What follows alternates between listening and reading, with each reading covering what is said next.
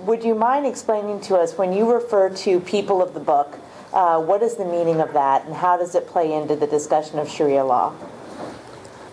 People of the book in Islamic tradition means, according to the majority scholars, Jews and Christians. And the source of the name people of the book, meaning people whose religion is based on revealed books or scripture by Allah, the same way that Muslims do about the Quran.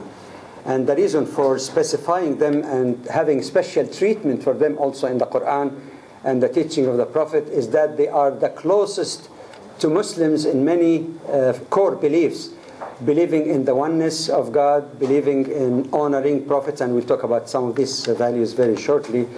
It is for that reason they are closer theologically and in terms of heritage to Muslims. Furthermore, whether you are Jew or Christian or Muslim, and you believe, for example, in the word of Paul, that we are the children of Abraham above all spiritually. You don't have to be physical descendant of Abraham. So it is in that sense that Muslim, Jews, and Christians are physical and or descendants, physical and or spiritual descendants of Abraham in terms of the monotheistic or ethical monotheism. You're welcome. Maybe Dr. Badawi, if you can elaborate in your presentation, you kept mentioning believers and non-believers. Mm-hmm. So this is something that a lot of people have a common myth, that believers means Muslims only. No, and I don't think even I used the term non-believers. I said other communities, or I didn't use the term, but sometimes people use that term. I don't think that the term non-believer is an appropriate one, because non-believers in what?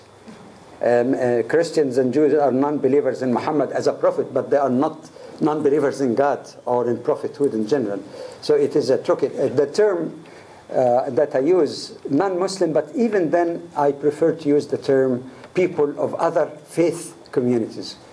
And non-Muslim, sometimes it's used, it's okay if it is not used condescendingly as if you're above everyone else for that matter.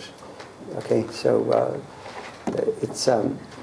it's simply like a distinction between Christians who believe in Christianity and other communities, for example. It doesn't mean there is nobody else but Christians or Jews or Muslims. The Quran itself is much more embracing, and we'll see that in the second presentation, inshallah. Any other question on the previous presentation? If not, you're welcome to ask after that second presentation also if there is time. So we'll just go on because of time. And again, I try to be much briefer. I tried my best, but again, starting late wasn't working very much in favor. So I exceeded by 10 minutes. And the outline, of course, as you see from the title itself, commonly misunderstood Quranic verses.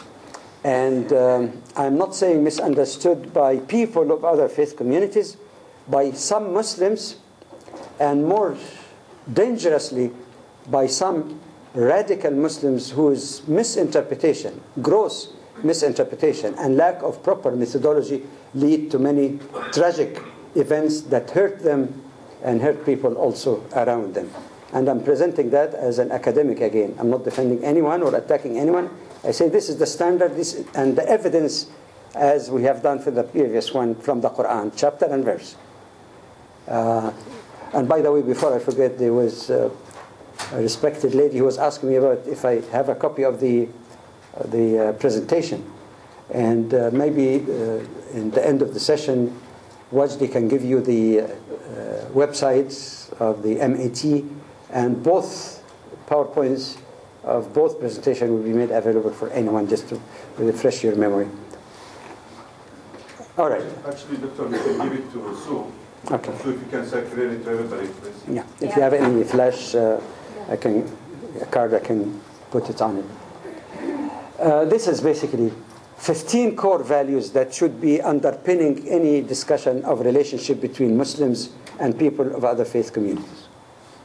7 challenges, so we're reducing the numbers as we go down, for good relationship.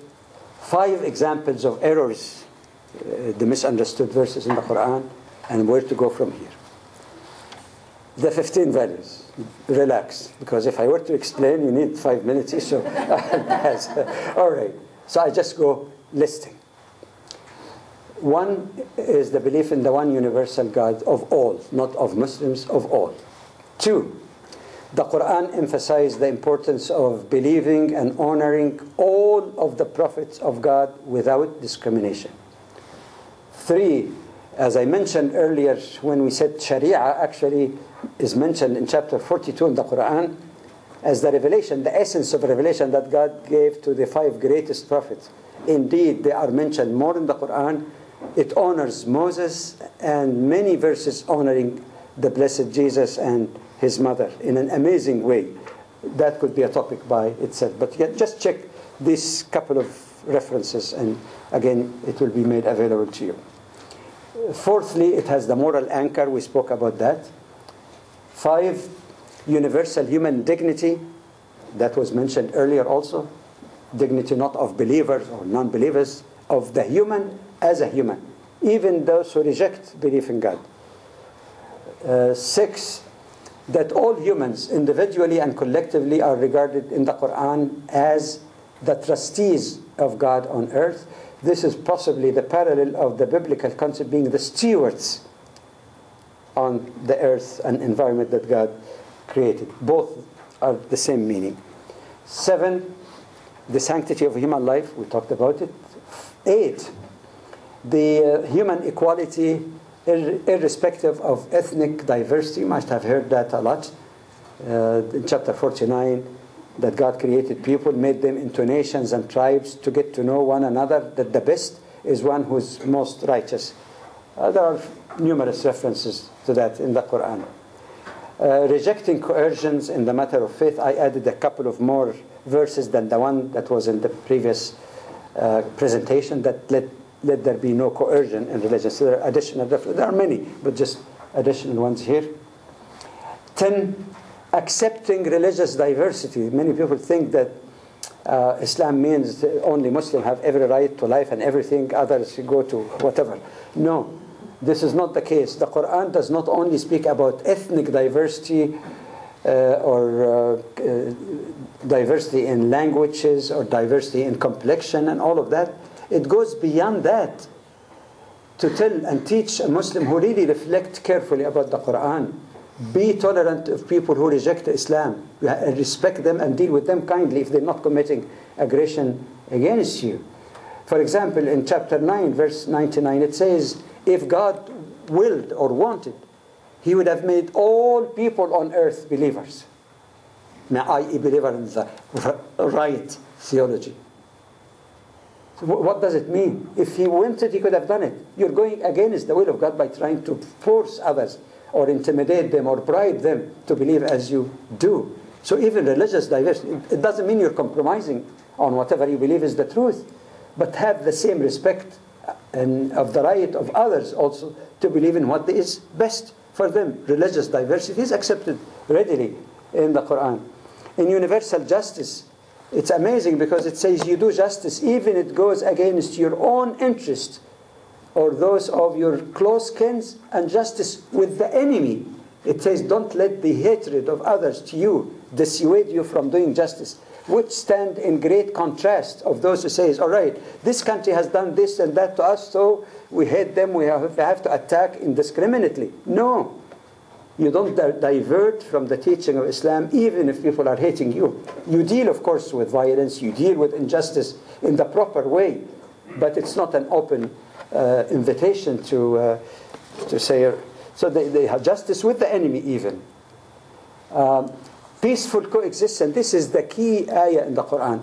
Many people keep saying, one ayah in the Quran speak about fighting. One ayah speak about killing. One ayah... This is what I call the cut and paste approach to the scripture, something that some people have done a good job with the Bible as well. Plucking one statement, sometimes part of a verse, from the verses before or after or elsewhere in the Quran, disregarding the historical context, and give you some example as we go on, and just base it on that. I am entitled to do this or that to my enemy. Not too many people have the intellectual honesty, even among some Muslims, to refer to the numerous other verses in the Quran that establish the basic principle of relationship between Muslims and people of other faith community, or no faith even. Because it says, God does not forbid you, O Muslims, to deal kindly and justly with those who are not fighting you because of your religion or driving you out of your home. This is not my word. This is not a new politically correct statement to make. It is there in the Quran. Go and check it. So this is the basic rule, as the discerning scholar said, is the foundation of relationship. Since Islam accepts diversity of beliefs and practice, then it follows that one who's not harming you, you don't harm them. And you don't say, I'm neutral, I'm not neither harming or benefit. No, it demands kind treatment, compassionate treatment, and just treatment for that matter. This is a very key verse. I would recommend really, if you have a chance to check it yourself. The Quran advocates what people call moderation. I prefer to translate it more accurately, just balance. But some translate it as moderation. The Quran and Hadith of the Prophet denounce extremism, or going too far in one side or the other, by omission or commission for that matter. And finally, in any understanding, or for that matter, legal interpretation that we talked about in the previous session, the overarching value of mercy must be considered. Must be considered. An enemy that was cruel to you, you don't go in the same degree of cruelty, even if you violate the etiquette and the requirement of even the battlefield itself. And that verse in the Quran is very interesting, because from one perspective, it sums up the mission of the Prophet of Islam. That's in 21:107. It says, we have not sent you, O Muhammad, except as mercy to the worlds, in plural. It could have said the world. But worlds mean the world of humans, Muslims, people of other faith community, atheists. It is mercy for them. It's available guidance, just like anyone consider any divine scripture guidance, even for those who deviated. It is not the world of human, but the world of animals, the world of vegetation, the world of ecology. That could be a lecture, and I can give you sources from the early century, not because it's contemporary issues of concern today. The Quran is very concise in its expression. That's amazing. It could have said, we sent you, O Muhammad, as mercy to the world, but worlds in plural. And then you start exploring why in plural. It's really an amazing, deep reference to what's the nature of the mission. Mercy should be a guiding factor. What is causing problems then? Well, number one, mixing Islam with Muslims. I alluded to that in the previous. It's just like mixing Christianity and action of some Christians. Timothy McVeigh represents Christianity. A ridiculous state. But it's said day and night about Muslims, and Muslims and Islam, Islamic terrorists. Not even Muslims, Islamic, as if it's part of Islamic prayer, Islamic charity, Islamic terrorism. It's all emanating from the teaching of Islam. Islam is not the equivalent or the identical with Muslim. Christianity is not. Judaism is not. We have to apply the same standard really fairly. If Islam, or in its generic meaning, the essence of teaching of all prophets, is coming from God, it has to be best, because God knows best. If Muslims, Jews or Christians fail to live up to those expectations or succeed in different degrees, it is not to be blamed on the normative teaching. It's something often missed, especially by the media, whether by lack of information or deliberate, God knows. Anyway, all right. Maybe some Muslims, when I speak on that topic, get shocked when I say there are many un-Islamic Muslim cultural practices. So I hope you understand now. It's not a puzzle anymore. They may be Muslim. It could be a common practice in a given culture. Intolerance or whatever, treating women. That has nothing to do with Islam. The fact that it is part of some Muslims' cultures, it doesn't mean that it is Islamic. It could be contra-Islamics indeed.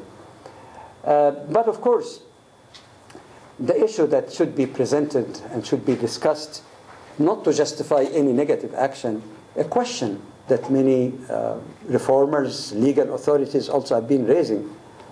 Does injustice enhance radicalization? If we want to deal with radicalization and extremism and violence, yes, we can deal with it punitively, no problem. So that's the security solution. If you want to think long term, without any justification of any wrong, then we better look into the causes of crimes or extremism. That would cut it down, hopefully, as best as possible. This is not theory. I know that probably you know that Wajdi is from Yemen. And one of the great personalities from Yemen is a scholar by the name Al-Hattar. He was reported, I think, in some Western media, who through persuasion was talking to some of the members of Al-Qaeda who were in jail. Very extremist. And it was through his persuasion and discussion based on the Quran and Hadith, not created any new thing, that he succeeded in turning many of them all the way around. And they denounced their previous. Am I correct? You're also from Yemen. Like I said, I've seen that in some Western media. I forgot where exactly in this. All right. The media stereotypes, of course, historical legacies of conflict. But unfortunately, some people only take the period of conflict that took place between Muslims and Jews, Muslims and Christians and Jews. But in fact, if you look at the heritage as a whole for centuries of relationship between Muslims and Christians and Jews, you find that there have been long and extended period of time where relationships were really very productive and positive. Not perfect. Perfection belongs to God. Humans cannot be totally perfect. Even some Jewish writers like James Michener and others, they consider the golden age of Judaism is when they were living under Muslim rule. Not that Muslims were angels, but this was the best period of their toleration. Historians of science report that in certain periods, long periods of time, whether in Baghdad, in the House of Wisdom, or in Muslim Spain that was thriving in civilization when Western Europe was still in what scholars or historians call dark ages, with that thriving civilization. It's amazing that in both places of learning, Muslim, Jews, Christians, not only people of the book, Amanda's question, but also people from any other, Magians, whatever, were patronized by the caliphs like Harun al-Rashid and others, giving all resources so that they can meet together, study the Greek heritage, translate and add to the science, putting their religion aside, not giving up their religion, focusing on what joined them together, the welfare of society and scientific advancement. And that's why there is huge production that's taken place that unfortunately lots of it has been burned in the period of unfortunate religious contentions between various communities. So this is the thing that, like picking particular events or part of history of relationship, and that's it. But still affecting the minds of people.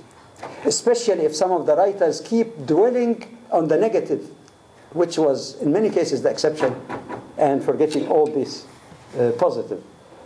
All right. A fourth problem is the focus on extremist actions as representative of what Muslims are and they should be. And of course, as law enforcement people, you know that some people have been even attacked for being perceived to be Muslims, like Sheikh, because they have turban, i.e. like Osama bin Laden had a turban. That some unfortunate event or violence take place committed by someone counted as a Muslim, then we attack Muslims, we burn their copies of the Quran, we do this and that. They have absolutely nothing to do with it. Oh, but they're all the same. The post 9/11, sometimes presumption of guilt. You're guilty until proven innocent. But also, to be honest, the cycle of evil words and evil actions, where extremists make very hateful statements that, as a Muslim, I have condemned that in no uncertain terms in the Islamic Juridical Committee or Council of North America and Europe have issued several, and Canada also, several statements on issues of violence, and statements made by some people counted as Muslim scholars, and they are not, in fact. So this is, but again, the hateful statements coming from the other side, it's a vicious circle. So it keeps feeding and saying, oh, look, that's what they say. And the others say, look what they say about us. So that's not very helpful.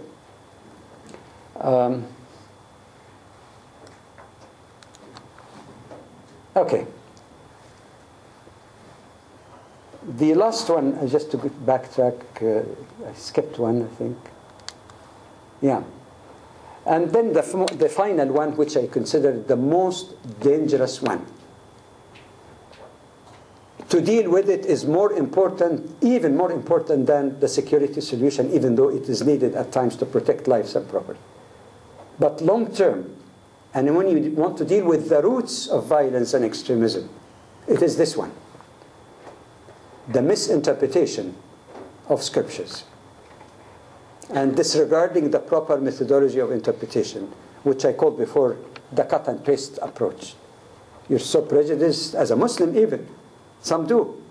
You pick only part of a verse that suits your agenda and your anger and so on. And that's the reason I say it is more dangerous, is that a person who is committing this act is devoted to it and mistakenly thinking that he's implementing the teaching of God in the Quran, getting closer to God by committing those acts. It is for that reason that I have spent, a lot of time on that issue. In fact, I made presentation in different countries. I can't count. If I say even hundreds, it would not be exaggeration. Ever since, especially before September 11, it was in some form, but after September 11, even it took a different intensity and spread. Because I consider that's where the danger is. And that's where the success in Yemen, by telling people this is not what the Quran said, this is not how the verse refers to as you think. So you get devoted fanatics, but on the wrong way. This is a phenomenon, by the way, that the Quran refers to in chapter 18. It said that the worst people are those who are doing evil and thinking that they are doing evil. They're doing good. وَهُمْ يَحْسَبُونَ أَنَّهُمْ يَحْسُنُونَ صَنْعًا. This is a very dangerous one. That could be a whole topic by itself on methodology and hermeneutic, but I'm not getting to that. But just to remind you of some of the faults in interpretation, even by some scholars, that is at the heart of the focus of our topic here, the question of Islam and violence and relationship with people of other faith communities. Sometimes a problem is with translation from the original Arabic to other languages. And people who don't know the language and just take an erroneous translation and say the Quran says this. No. When we speak about translation of the Quran, we can only honestly speak about interpretive translation of the meaning of the Quran. So it's very important to have access on a scholarly level to the original source in its original language and find out what the term means. Sometimes it is not even automatic mechanical translation, because you take a word and you go to the lexicon and you find you get several meanings. You get sometimes 70 meanings of the same word. So which meaning is more contextual? A translator may not have the depth of knowledge to say, I chose that translation or the other. So that's a problem. There are also allegories in the Quran as it is in the Bible. When you jokingly say, oh, to a friend, oh, I'll kill you. You know, of course, do you take it really literally that somebody carrying a gun and says, I'm going to kill you? There are allegories. And sometimes a term is general. Kill the non-believers. This is what people keep quoting. But is it referring to all, or does it refer to certain group of people as explained in verses before or after, or when you consider the historical context? So disregarding historical context, textual context, what other verses say, plucking or cutting in the middle doesn't help much. And also, what I spoke about earlier, the 15 values. Interpretation also is not just a mechanical or rules. It is also being guided and informed by those values that no two Muslims who know anything about their faith can deny. So don't say, I'm interpreting. Where is mercy? Where is justice? Where is proportionality, even in the case of retaliation? Okay, let's take 5 very quickly, and I think we're doing very well with the time this time, I hope. Okay? Does the Quran really preach holy war? Number 1, the equivalent Arabic term of holy war does not exist anywhere in the Quran as a term. It does not exist even as a concept. English definition of holy war is a war waged by one religion against the other religion, which means they consider each other as false religion. There is no such concept in the Quran. The contrary is true, and I gave you before even this citation about freedom of belief and worship of others. So it doesn't exist at all. And by the way, it was never a term that appeared even in Arabic, in early Islamic literature. The term was coined, as you know, of course, in Europe at the time when there was not only religious rivalry between religions, but between sects, intra-religious conflict even. So now it's projected on Islam. It doesn't exist. Nor does it have anything to do with terrorism, and we'll talk about that. The other thing that even when you use the term holy war, what is holy about bloodshed, destruction, injury, and suffering? It's a contradiction of term to me. In fact, when the Quran speaks about one form of jihad, we'll talk about jihad in a minute, one form of jihad, which is actually fighting, take the place in fighting in the field, it says that it is a hated act. It's not something that people really desire or part of the goodness of human nature. Kurhun lakum. That's the text of the Quran. But it might be necessary sometimes as a last resort to protect yourself and your rights. Okay? We'll talk about terrorism again. But some people say that this is an argument of terms. But isn't that the same as jihad? Isn't that the same? Even if you don't use the term holy war, it is jihad. No, it is not. They're poles apart. Remember when we spoke also earlier about importance of the root meaning of the term. Jihad comes from a root composed of these 3 letters. And you know what it means? It means to exert maximum effort or to struggle. And that takes a variety of forms that will come to explain it. One time I made a statement in the MIT that scared some people. Said, maybe you should call the FBI about that guy. I said, I bet that all of you here, Muslims and people of other faith communities, irrespective, even those who don't believe in God, you are all engaged in jihad every day, day in and day out. And many people blinked. And then I started explaining that jihad means to exert effort. As used in the Quran, it's used in a variety of meanings that are forthcoming. Working hard in a case that you try to resolve or evidence that you're collecting is jihad, because you're exerting your maximum energy and effort. You're struggling to come to a solution. Student writing a term paper is in jihad, process of jihad. Everybody, for that, in that sense, is struggling, but could be struggling for good or evil, for that matter, of course. Struggling to kill someone, that's not really jihad at all, not a meaning that you find in the Quran. Indeed, remember when we spoke about Shari'ah versus juridical interpretation, legal interpretation. This process actually is called ijtihad, coming from the same root. Ijtihad has the same core letter, JHD. Process of ijtihad means that you go to the primary sources, to the principal values, and come up with a solution to the contemporary question or issue. Is it not?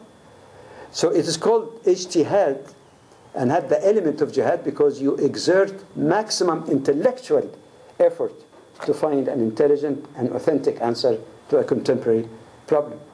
So these are the variety of forms of what jihad really means. But I must say that the emphasis really should be on the non-combative jihad, even though there is room for combative jihad. So I'm not putting anything under the carpet. We'll give you information on both. The non-combative jihad, which is the predominant use really, involves many. This is not a comprehensive list. And that is where the Quran used a derivative from the same root. So all it speaks about the term jihad or other similar derivatives. There is jihadun nafs, as the Prophet described, to exert effort for the sake of self-purification, to live a moral, spiritual life. That is a form of jihad.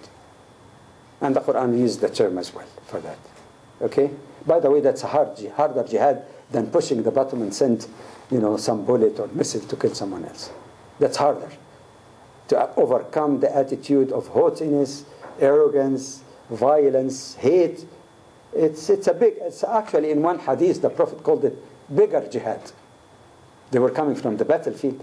And he says, even though there's some weakness in terms of authenticity of that hadith, but it's not totally like in the fabricated category, that you came from the minor jihad to the major jihad. So they said, "Oh, Prophet of Allah, how could that be?" Meaning, we were putting our life on the line in the battlefield, we could have been killed. And after all this hard, jihad that we had, and you call it minor, what is that? Major jihad then?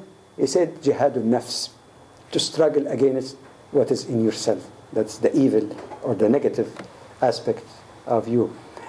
The Quran used jihad also by exerting effort to clarify the truth. It derives or describes the Quran as a tool of jihad.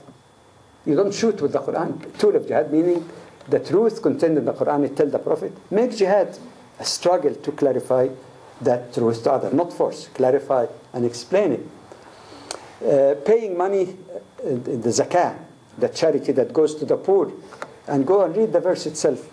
Jahadu bi amwalihim, made jihad with their money, meaning the money that's paid to the needy and poor. So that's jihad. There is political jihad. Peaceful political opposition is jihad also, and that was used in many ahadith of the Prophet, that if there is an unjust ruler, you can make jihad with your tongue, by your hand if need be. If they, like dictators who are just sitting there waiting either to be died or to be removed by force. Women's pilgrimage in one hadith of the Prophet was regarded as a form of jihad. So that's why, again, everybody is engaged in jihad, Muslim or otherwise, in that generic meaning. But does Islam allow combative jihad? Yes, it does. As some religions, even the theory of just war in Catholicism, for example. I'm not talking about people accepting that or rejecting it. Yes, it is. And secular system, yes. They say, and they have in their laws also a provision for use of force. But under what conditions and what limitation is really the question, not the principle. With due respect, I must say, to people who are you might say, against any form of violence, interpret turning the other face as not resist evil of tyranny. There are some pacifists like this. I respect their emotions and their purpose, because that's the purpose of everyone, but that's not the reality on the ground. From the time of the drama of Cain and Abel, one killing his brother, until today, the drama is being replayed. So the realities definitely cannot be dealt with realistically with absolute pacifism. But again, the question is, what makes it legitimate? I speak again from the Islamic theological position here. It is not allowed, according to my reading of the Quran, and I read it hundreds of times. No exaggeration. I've been reading the Quran since I was a small child. 6, 7 years even. In cycles, over and over again.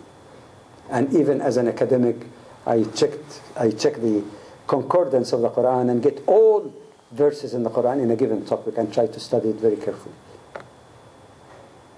There is no place in the Quran for declaring war except in one of two conditions: repelling unprovoked aggression or resisting severe oppression.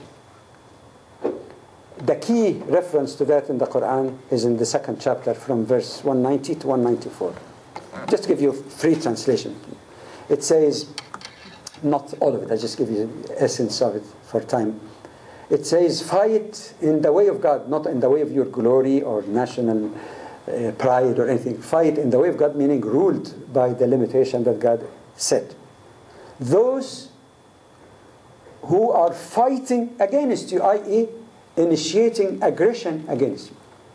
Nobody can tell me that this is contrary to international law or national laws or human nature. Repelling aggression of those who initiate. But it goes beyond even just open way to retaliation or stopping aggression. It says, وَلَا تَعْتَدُوا, which means don't exceed the limits. Some translate it, don't commit aggression. In other words, the proportionality that the international law and Geneva Conventions are referring to, even in the case of war, proportionality. Don't exceed the limits. As little as possible to repel aggression, if no other peaceful means can achieve that. And then it invoke the feeling of the believer, not just by law. Because it says Allah doesn't love those who exceed the limit. It doesn't simply do it from the legal standpoint. The Quran merges the legality with the spirituality. This is something unique in it. God does not love. And if you really want to risk the loss of the love of God, then you would not do it. And that's a sanction that no law that I know of can really achieve in the heart of someone who really believes. And then later on the verse speaks about those who have been driven from their homes. Which of course is a reference in historical context to Muslims being persecuted, tortured, and some killed because of their faith in the Meccan period of persecution. That is the worst, to be driven from your own home or your own country for that matter. So severe oppression and aggression. You remember the verse I mentioned earlier, chapter 60, verses 8 and 9, when I said this is the general rule in the Quran for relationship between Muslims and non-Muslims. You find it fully consistent with the one that is chapter 2. The Quran is all consistent unit. Because it says, those who are not fighting you because of your religion, aggression, equivalent to aggression in the second chapter, or driving you out of your homes, oppression, that's found in chapter 2. It's a consistency that confirm the fact you don't conduct warfare for no aggression or imminent or anticipated aggression, for that matter.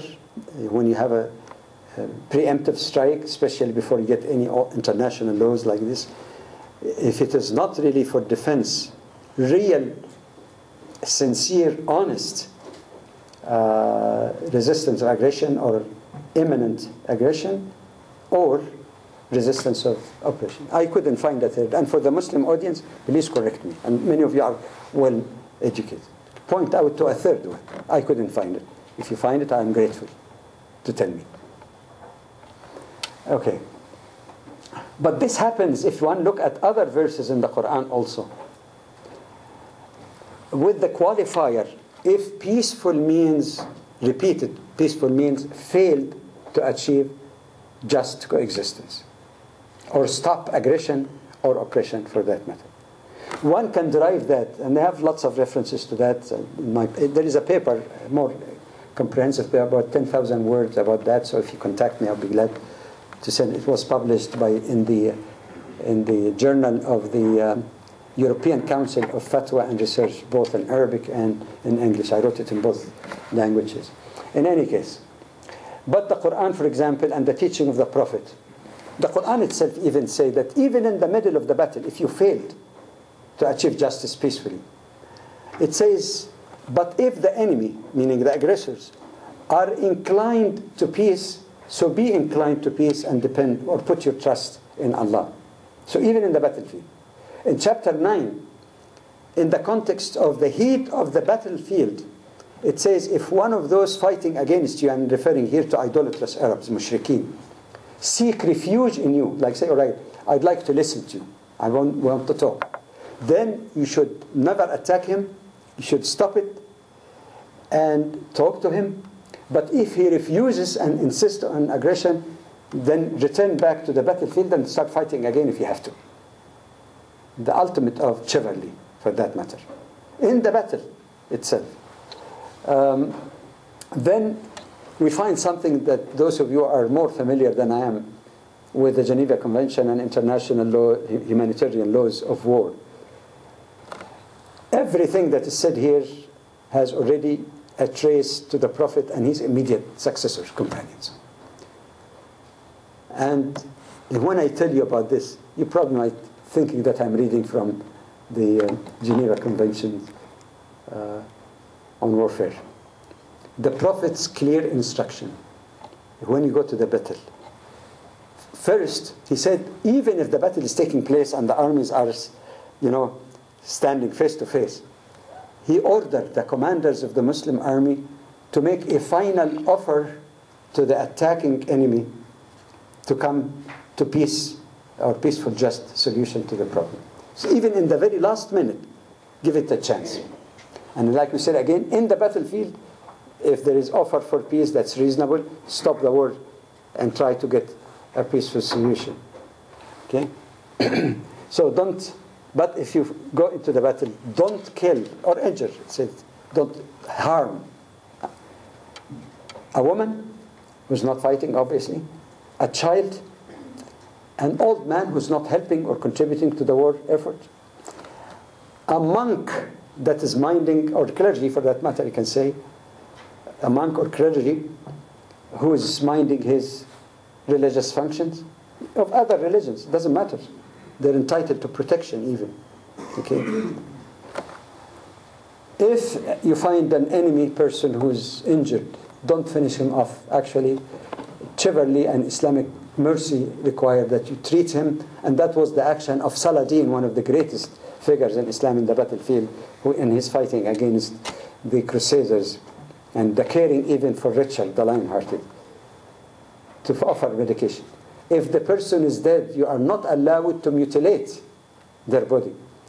In fact, it is not allowed for a Muslim to mutilate an animal, except in case of food.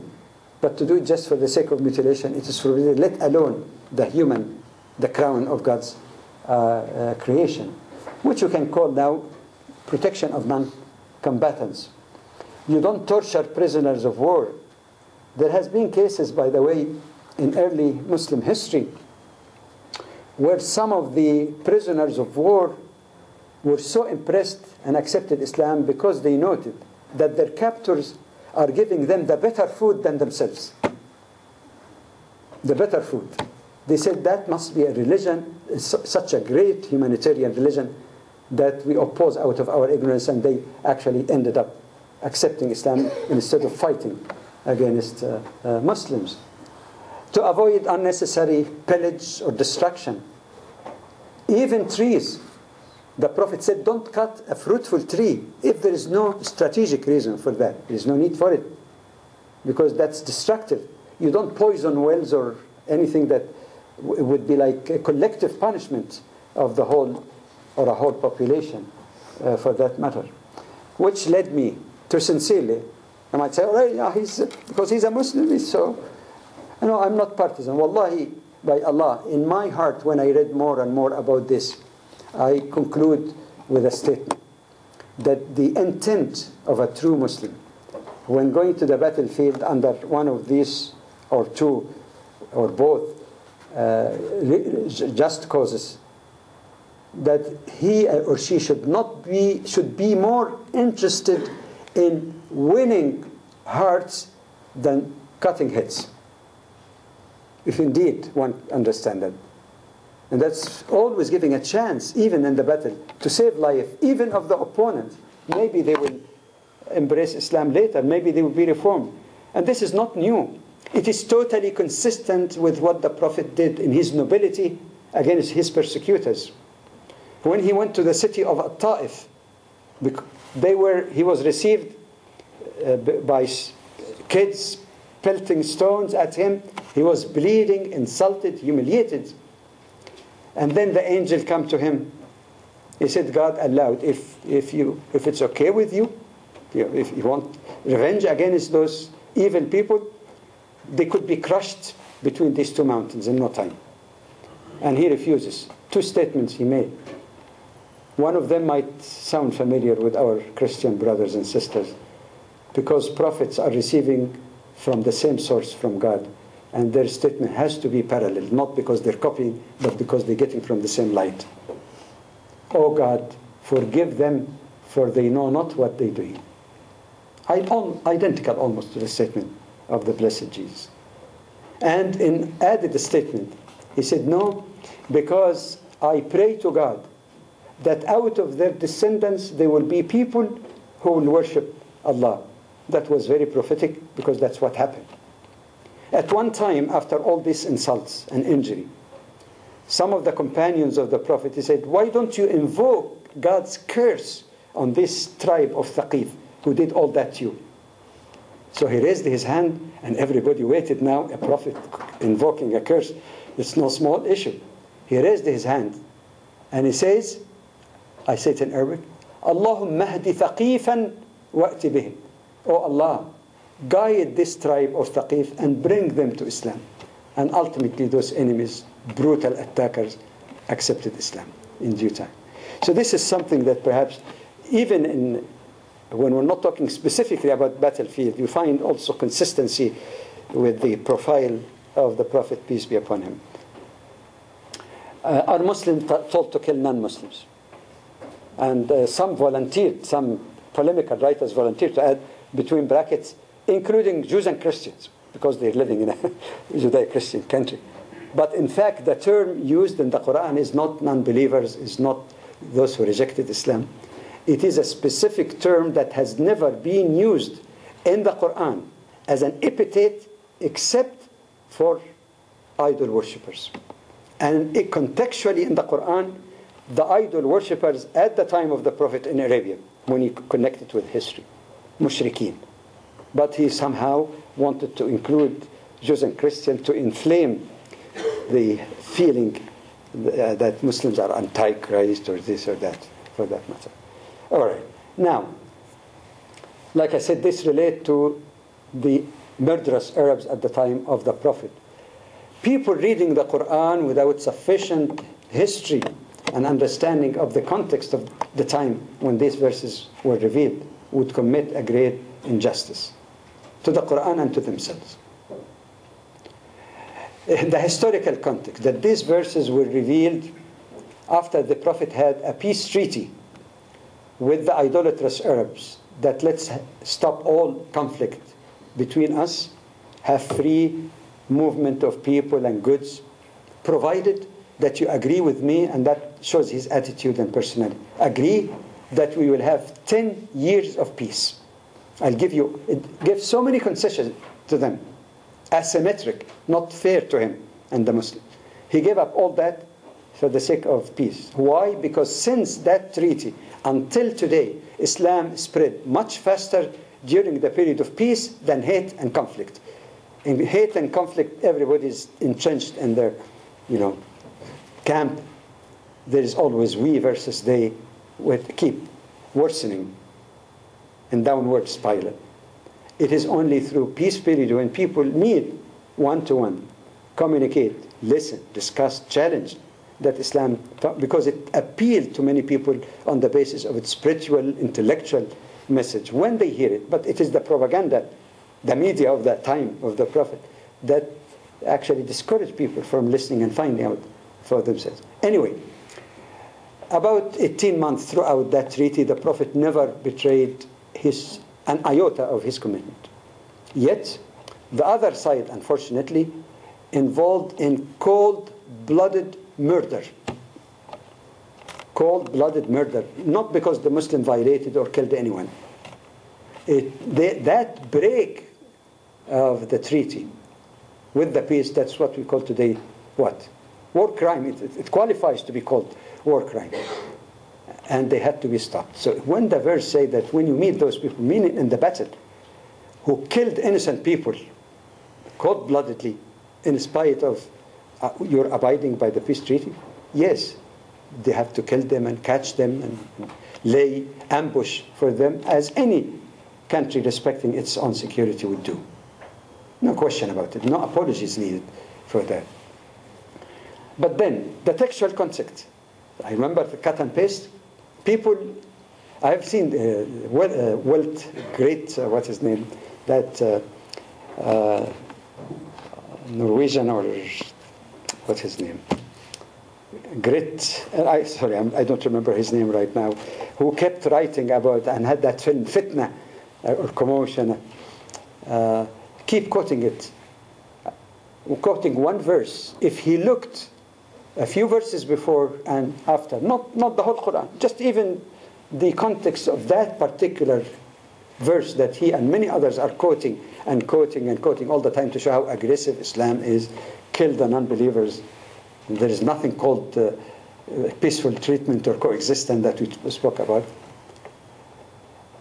Actually, it gives many indication indeed that this is only with those who committed that treachery. An expression that is found in that section as a whole, that they are the ones who started, meaning aggression against you in the first place. It says that if they cease, then leave them alone, not force them to become Muslims. So the issue here is issue of aggression, not an issue of religion. Whether they are idolatrous or not, it doesn't matter. That's not the issue. So again, you can review that yourself and see if it makes sense to you. In the same section, by the way, it exempt even from idolatrous Arabs those who did not betray their treaty. Those who did not betray their treaty, they are not to be harmed in any way. It's only the culprits who committed the atrocities. And then, logically speaking, if, like some of the Islamophobes want us to believe, there is a principle of Islam of contempt for anyone who's not a Muslim, who deserves to be killed. You might hear that sometimes from some extremists. Then how come historically many minorities, religious minorities, not only lived but thrived under the Islamic rule? I mentioned earlier Michener's statement about the survival of Judaism that has been protected under Islam. The minorities in various countries in the world. Muslims were in India with full power for centuries, yet it ended up still they remained minority among all the population of the subcontinent. They could have forced everyone, especially talk about earlier centuries, to this. So how come these minorities survive rather than being killed, purged? You know, you hear about ethnic cleansing, religious cleansing, because you're supposed, the Quran tell you, kill the non-believers. Oh, these are non-believers. But there is something very funny, very interesting. You know that in chapter 5 in the Quran, it allows some limited form, and I'm not getting into details of jurisprudence in this, allows some limited form of interfaith marriage, but only between a Muslim male and a believing woman from the people of the book, i.e. Jewish or Christian. So, is she a believer in Islam? She's not. So it's non-believer. As they say, I would want to read us. And since the Quran says, kill the non-believer as they think, wherever you find them, seize them, and stay in ambush for them, translated to marital relationship, you marry a Christian woman, and you want to implement the Quran, so you kill her, seize her, stay in ambush in your house for her, in every place. Well, one can understand ambush with, affectionately for your wife in the living room, kitchen, or somewhere else, but to ambush her, to kill her, what kind of logic or illogic is this? That should be the first act if you're really a true Muslim. Just kill her, seize her, and stay in ambush for her. Where in the Quran itself, in chapter 30, say that the rights of the wife is to be treated kindly and justly, and to dwell with her in peace. You can read the verse yourself. So I must dwell with you with peace, love you, have compassion on you, but kill you and seize you. Okay. Some people refer to, but they say the Quran, while in other verses speak about the idolatrous Arab, it says fight the people of the book, or fight those who are on your borders. Again, you put it in historical context, it does not apply to all. The context of violence in which Islam was born, that Muslims were attacked by idolatrous Arabs, There were cases of betrayal from another religious community in Medina. There were hostile actions on the part of the surrounding nations, mainly the Persian Empire and the Byzantine Empire, including the cold-blooded murder of the memorizers of the Quran who were sent to teach tribes that accepted Islam. So once you get the historical context correct, then definitely it cannot be taken as a generalization. Fight people of the book all over the world. It doesn't mean that at all. Even idolatrous Arabs in the Quran, it is the context of the contemporaries of the Prophet, not as far away as India or some other country for that matter. And in reality, the Prophet did not fight all non-Muslims around him. He used diplomacy through a concept known in Arabic as muwada'a, that whenever he sent an expedition to surrounding tribes in the period of hostility after his migration, he tried to work out something with them. You keep your religion, you want to accept Islam voluntarily, that's up to you. But just give us a commitment that you will not fight against us or help Meccans coming to attack us here. That's all. So he's trying his best diplomatically to remove the necessity of fight. The Prophet did not fight Abyssinian people, and they were Christians and some Jews as well. So how come the Prophet himself did not implement what is in the Quran? Or is it a limited contextual thing that has been? Jizyah, they say taxing people because they're not Muslim. What a travesty of justice.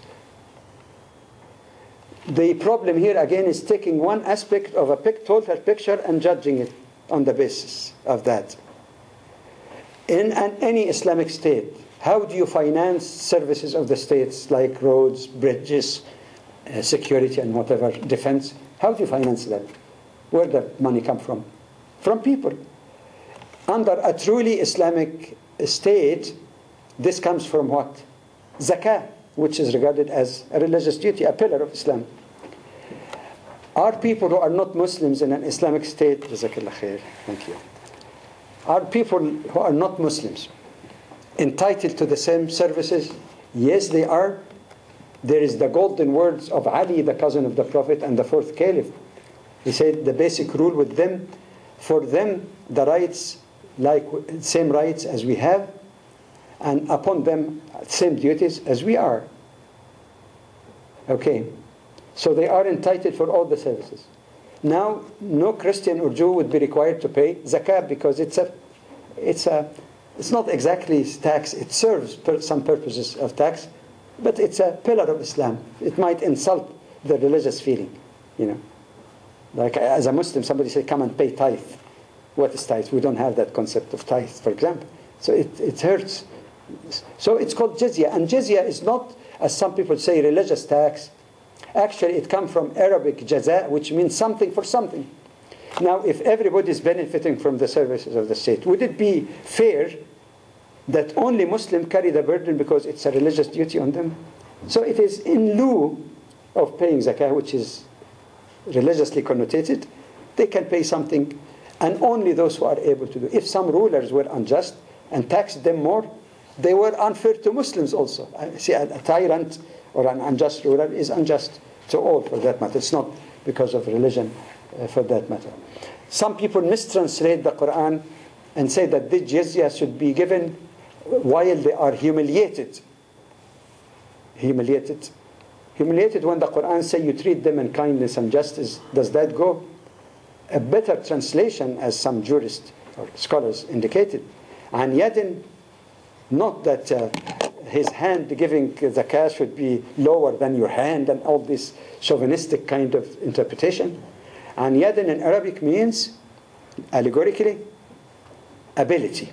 In other words, you don't take jizya from people of other faith communities, even if they are benefiting from the service of faith, if they're not able to pay, which is very fair and just in terms of social justice. And saghirun, which they said humiliated, saghirun actually mean accepting the authority of the state. You all pay taxes, and I pay taxes. Payment of taxes to the government is from this saghar, one meaning of it. all of you are صاغرون, that the Quran speaks about, i.e., that by payment of your taxes, you're accepting the authority of the government and its entitlement to collect zakah from you.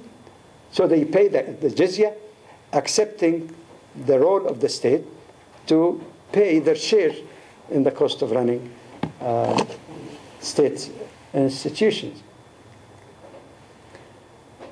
So you heard of that a lot. The Quran is hostile to non-Muslims and say, don't take friends of them. Does that, even before I say a word, contradict something mentioned earlier? People of the book. People of the book, respect of the people of the book, mawadda, the good, cordial relationship with them, treating them in compassion and justice. So even, again, the broad context would be enough to answer. But technically, again, there are many mistakes of the rules of interpretation that we mentioned them before. First of all, no ayah in the Quran that say that don't take Jews and Christians for friends. The original Arabic word is awliya, which means allies, going beyond friendship, that you depend upon them for your own security. That's mu'ala. So there you go first. Dependence on a mistaken English translation of a key term in Arabic in the Quran. It's not speaking about friendship.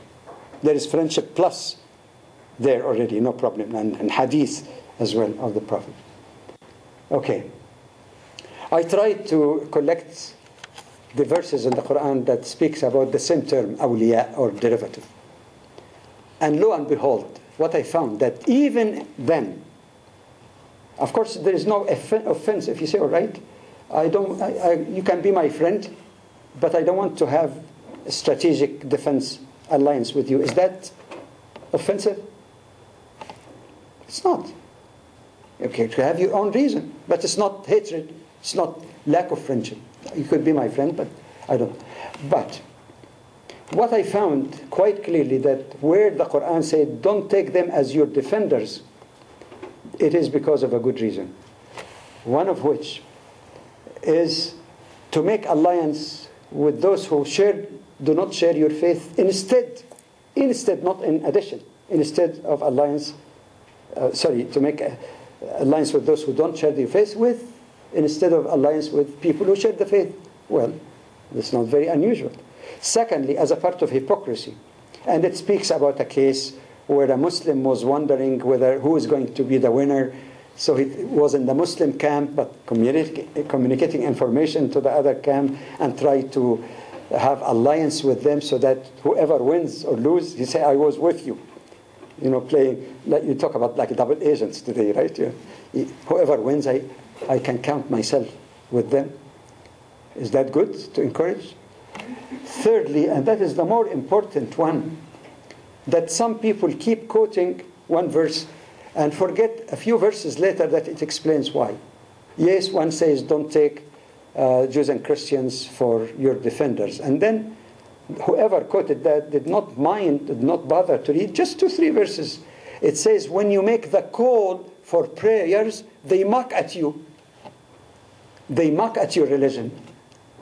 Can any sensible person say, I depend on this? But I'd like to add one thing that most Muslims even are not aware of. There is no absolute and categorical rejection of security alliance between Muslims and people of other faith communities. It is in the text of the Quran. إِلَّا أَن تَتَّقُوا مِنْهُمْ تُقَى. When it speaks, don't take it, except if that is necessary, that would avoid or protect you against any problem or betrayal. If that is, even it would be permissible here for that matter. Then very quickly, again, everything has to relate back to the basic rule, treating people with kindness and justice. Finally, I'll finish with this. Muslims believe that Islam should prevail over all others because that's what the Quran said. Does the Quran say that? No. It says Allah has sent His Prophet with the truth, with the guidance and the religion of truth, which is the religion of our prophets, as we indicated.